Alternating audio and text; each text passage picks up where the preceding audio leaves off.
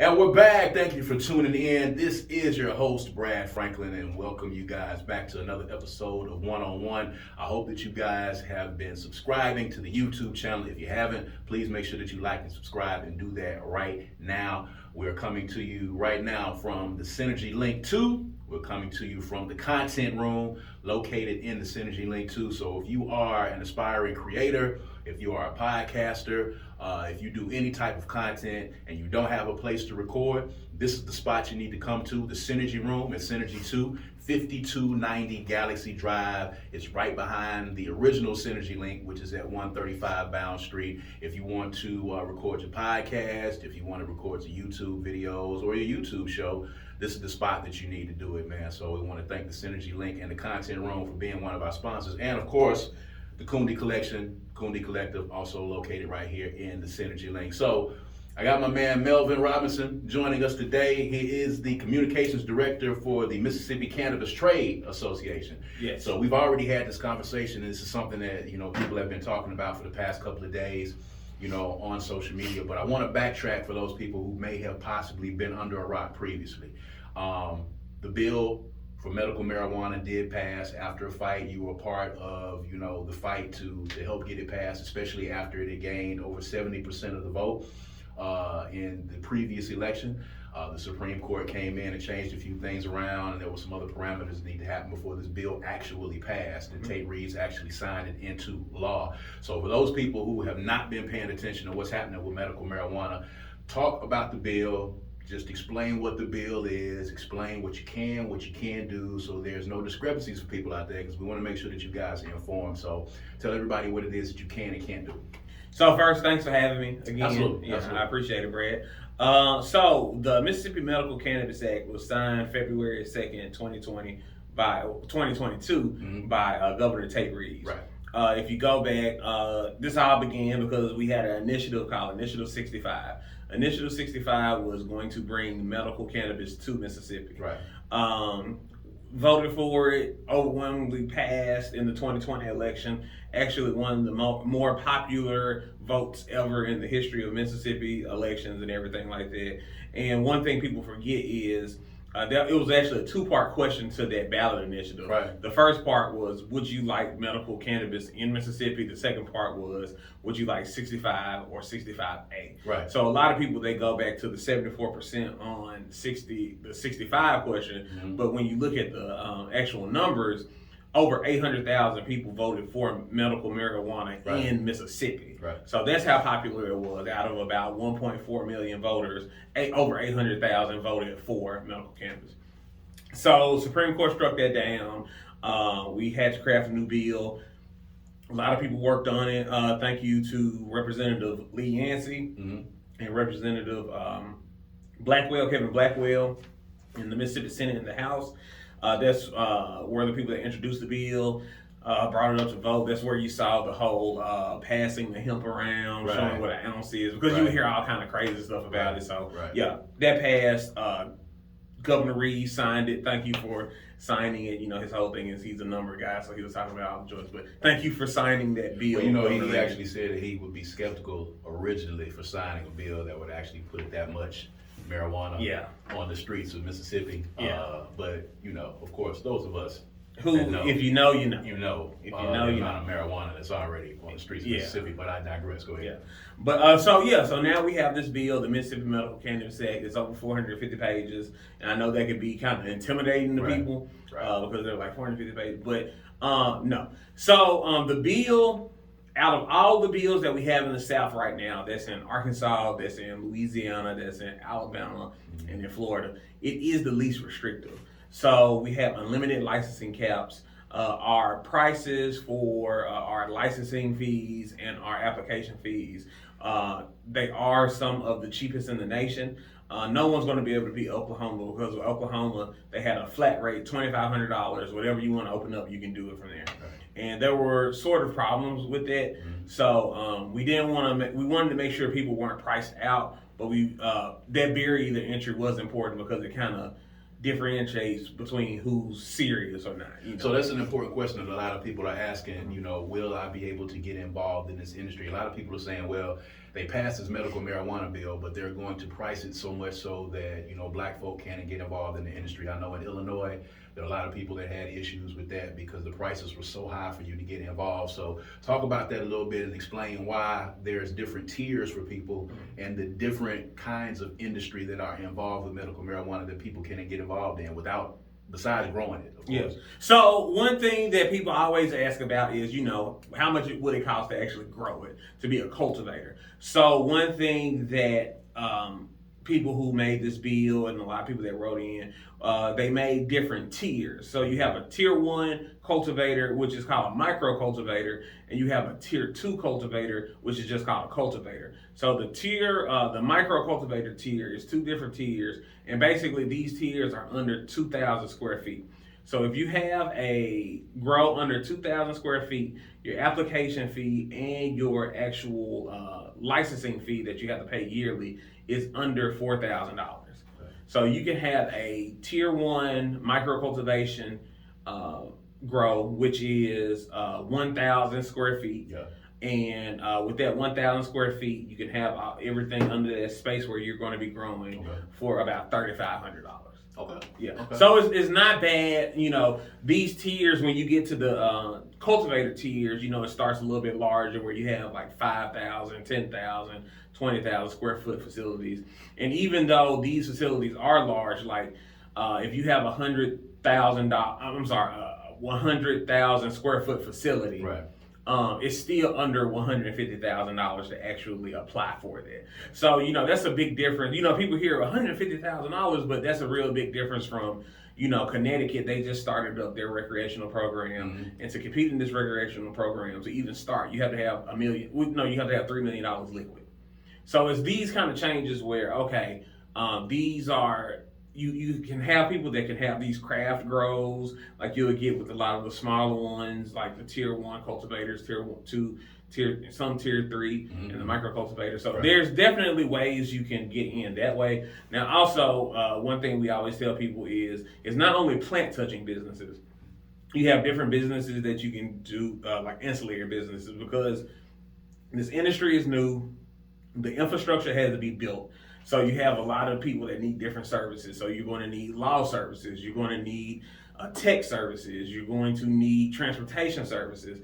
You're going to need disposal services. You're going to need all these different kind of services. So a lot of people are just thinking, growing it and selling it, but that's not the only thing and the only way you can make money in this industry. So is the process the same for getting a license to be involved if you want to transport it or any other things besides actually touching the plants? Yes, so the Department of Health, they'll be releasing rules and regulations very soon. And when those rules and regulations come out, they will start accepting licenses in June. So in June, when they start accepting licenses, you can fill out everything and send it into the Department of Health, and they'll go from there. Now, the Department of Revenue, they'll actually be handling dispensary licenses, and that's going to be in June as well, but you actually go through the Department of Revenue for that. Okay. Now, for those that want to know, I want to get a card to be able to get medical marijuana. What are the requirements to be able to do that? And, what are some of the disqualifiers for having the medical marijuana card? Okay, so what is going on with that is there are 22 qualifying conditions. It's a long list. I can send you the list. You can put it in the comments or anything like that. And what you would do is you would have to meet with a doctor that you have a bona fide relationship with. Now, the bona fide relationship, it is actually, that term is actually defined in the bill as well. So it's basically just, you're going to this doctor, you have been to this doctor before, you're going, hey, I have this issue, this is what's going on. Mm-hmm. So once there, they can give you it's not a prescription or anything that the doctor gives you. It is a certification saying, hey, you have this ailment. Right. So with that, you would take that information, then you would fill out your application, and you would send it to the Department of Health. After that, the Department of Health has 30 days to review your application and send you back your card. Right. Now, with this particular card here, what is the amount that people are allowed to? Because I think we need to make that clear. You're not gonna be able to get this card and go in and get you a work pack to be able to come up. Yeah, it's not that at all. It's not that at all. So I'm actually going to pull this up now because I just want to get the actual numbers correct. But so what the Department of Health did, they created their own unit of measurement. Okay. And I'm just going to make sure I have the numbers completely correct. But yeah, and that was one point of contention that a lot of people were saying, like, 3 ounces of marijuana, that's as big as a loaf of bread. Right. And it was like, no, it's not. Like, it's just not. It's really not. It's really not, right. So, all right, I'm just pulling up this one page. And you can actually find this information on our website at mscta.org. And we're also holding a virtual patient workshop very soon. We're going to be announcing that where people who are interested in getting a card can actually watch. We're going to have a couple of partners on there with us, and we're going to explain the process, explain how people can actually get it and everything like that. Okay. All right, so I'm just pulling this up now just to make sure, because I don't want to be incorrect. But it's going to basically be 3 ounces a month, what you can actually buy.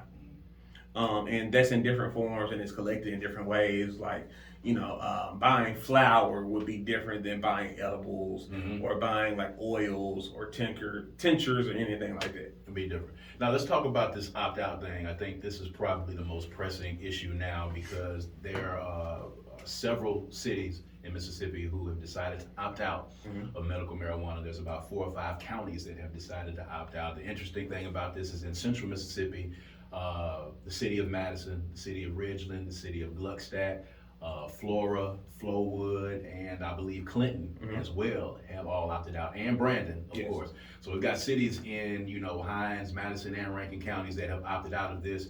And this looks good for Jackson, Mississippi as it pertains to revenue coming in. But for those that don't understand the process of opting out, what that means and what that means for the people in those cities that, want to be able to get medical marijuana, what is the Mississippi Cannabis Trade Association doing to help them? So the opt-out clause is basically any municipality or county that did not want to participate in the MMAC, they can actually hold a vote. So their alderman board or their county board of supervisors or city council or anything like that, and they can vote to opt out of the program. So a lot of the confusion has been, are we going to opt in or are we going to opt out? It's not, are we going to opt in or are we going to opt out? It's, are we going to opt out? Because you are automatically enrolled in it, and the deadline to opt out is May the 2nd. So by May the 2nd, if you don't opt out, you are automatically staying in. You're in, right? Yeah, and you're in now. So right now, medical cannabis is in, and medical cannabis is legal in the cities that have announced that they're voted to opt out. Well, and that's the thing that we have told people again and again in position of leadership. You can opt out. People have been opted out of the cultivation, distribution, sale, all of that.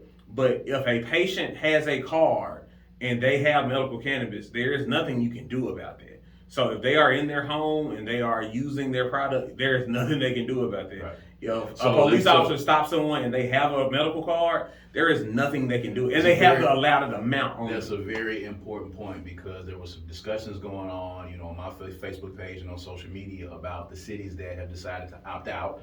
What would happen if you're stopped and you have your card? People are scared that this would be an opportunity for, people in Madison or Ridgeland or the other counties to stop people and give them a DUI or, try to charge them with something with having marijuana in the car. So if they have this card, if they're in a city that is opted out and they have this card and they're eligible to get medical marijuana and they have the allotted amount, there's nothing that can be done. Nothing that can be done. Okay. It is just, and one point that a lot of, well, not a lot, I don't want to say a lot, there's just, some unserious people. One point that some unserious law enforcement have made is, well, how do we know if it's a real card or not? These cards are processed and given out by the Department of Health, just like you have a driver's license is going to be your card like that. Just like there's a database saying, hey, this person on this card is who this is. It'll be the same way. Law enforcement be able to look in the database the same way. Okay. Yes. So if someone has a card, they can't just print like I'm allowed to have cannabis. No, it's an actual card like you get at the driver's license, at the DMV or anything like that. So a lot of the talking points have been excuses because, and again, just a little personal anecdote. It's been times where when I was younger, I had a Crown, Grand Marquis, and I would be in other places. I would get stopped, and I mean, I was completely sober. I don't drink now. Right. I did not do anything. The hardest thing I did was soft drinks, and I would have an officer come up to my car. They'll get my license or whatever, come back in and be like, "Hey, sir, I smell some marijuana coming out of your car." And I'm like, "No, you don't." Right. Like, you absolutely do not. Right. So that's one of those things that's going to cut down on that. So, if making your job harder by you can't accuse people of certain things anymore, then I let's make it harder. So the cities that have opted out, for the people in those cities, there is a process that the people can do. Yes. To opt in. Explain that to them. So there is a clause, Section 30 of the MMCA.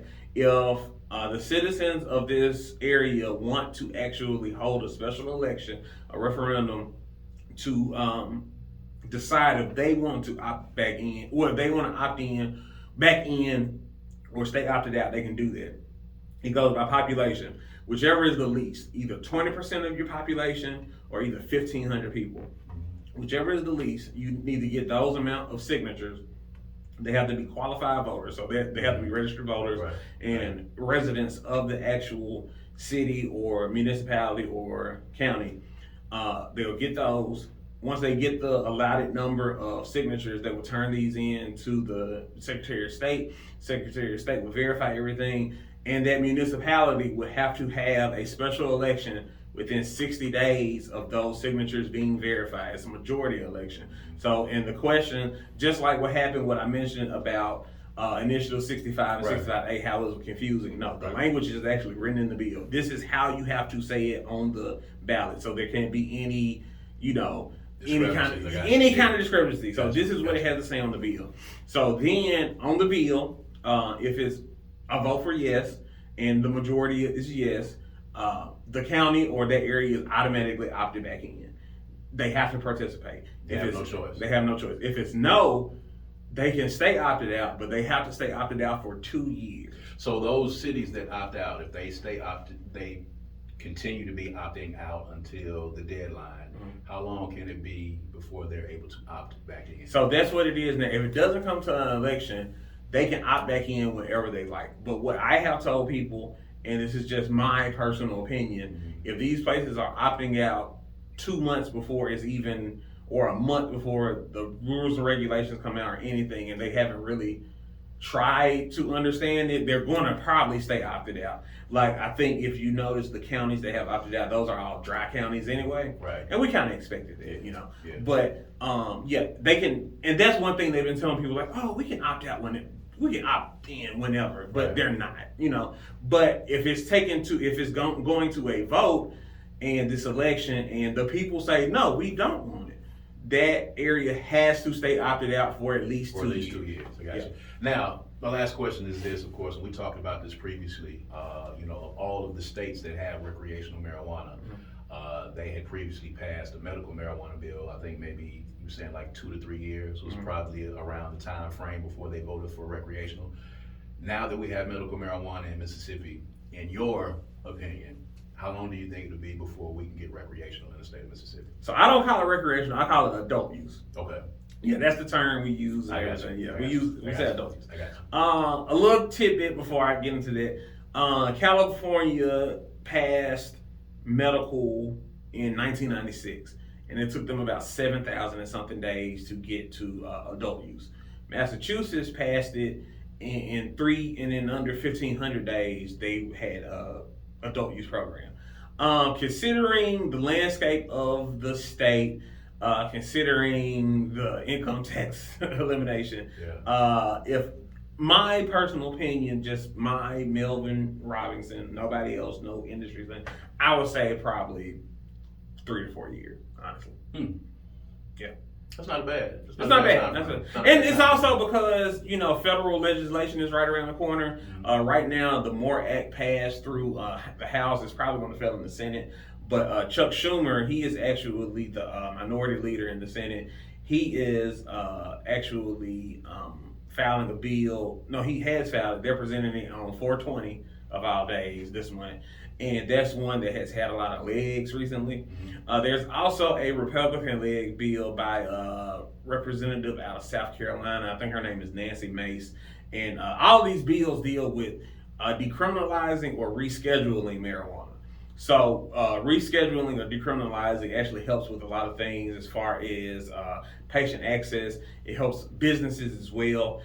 Businesses, they have a lot of tricky ways they have to do things because it's federally illegal, so it's really hard to get banking and things like that.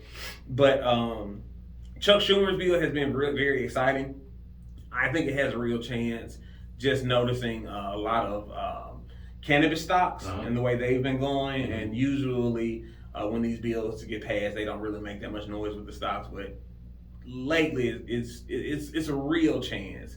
And midterms coming up, it could happen then. Right. And they just had a Gallup poll come out. 68% of Americans say that marijuana should be, cannabis should be legal. Absolutely. Yeah. Absolutely. And it's one of those things that used to be like a fringe, like no, but it's been around so long now. We've come a long way from Reefer Madness. We've come a long way. In the 20s, man, a long way. And I'm looking forward to the revenue that it's going to bring in to the city of Jackson, looking to the revenue it's going to bring in the city. It took us forever to actually agree to have a lottery in the state of Mississippi. We were behind everybody else on casinos. Sending all that money to Louisiana. Sending all that money to Louisiana, all that money that was being spent in casinos in Louisiana as well. So I think we're starting to catch up a little bit. So I'm looking forward to to what happens with this next. So anything that we have coming up, of course, we're going to have you back on. Melvin Robinson, the Director of Communications for the Mississippi Cannabis Trade Association, telling you guys about the new medical marijuana bill, about opting out, all those things. Give them the website once again. MSCTA.org. You can follow me on all social media, Mel3 at MSCTA. Our social media is MSCTA SSOC, so that's MSCTA Association pretty much. If y'all have any questions, please feel free to contact me, Melvin at mscta.org. That's my email. If you're interested in memberships, please check those out as well. Thank y'all. Just know that this industry is blooming. It's new. It's exciting. If you want to make a place in the industry, you really can right now because it's starting up. And don't be afraid. Just if you need information. If you're in one of those cities that have voted to opt out, contact this gentleman. Contact the Mississippi Cannabis Trade Association. They can help to start a movement in your city to get the signatures for the petitions, to get your city to opt back in to medical marijuana. So make sure you get in touch with them. All right. So for the Synergy link, all right, for the Cooney Collective, we are inside of the beautiful content room at Synergy 2, man. This has been one-on-one with Melvin Robinson. I am Brad Kamikaze Franklin. Make sure you go like and subscribe my YouTube page. All right, make sure you do that. And we'll be back. We want to keep you guys informed. We got more information. We got more guests. We got a lot of good stuff coming up, man. So y'all stay tuned. All right, peace about.